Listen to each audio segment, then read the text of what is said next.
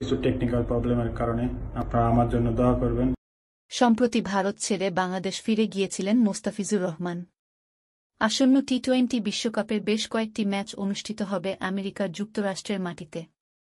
সেই জন্য ভিসা প্রক্রিয়ার কাজটা সম্পন্ন করতে মূলত বাংলাদেশে আছেন তিনি।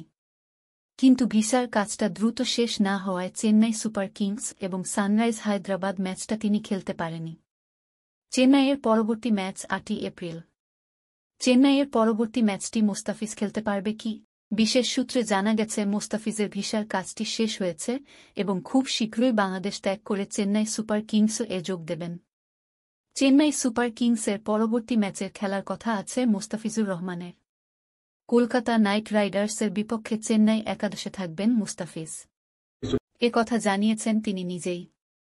এক ভিডিও বার্তায় জানিয়েছেন, টেকনিক্যাল প্রবলেমের কারণে আপনারা আমার জন্য দোয়া করবেন, আমাদের টিমের জন্য দোয়া করবেন যেন আমরা ভালো খেলা করতে পারি। চেন্নাই বনাম হায়দ্রাবাদের ম্যাচটি মিস করবেন তিনি। তবে এরপর থেকে আবারও চেন্নাইয়ের একাদশে থাকবেন মুস্তাফিজুর রহমান।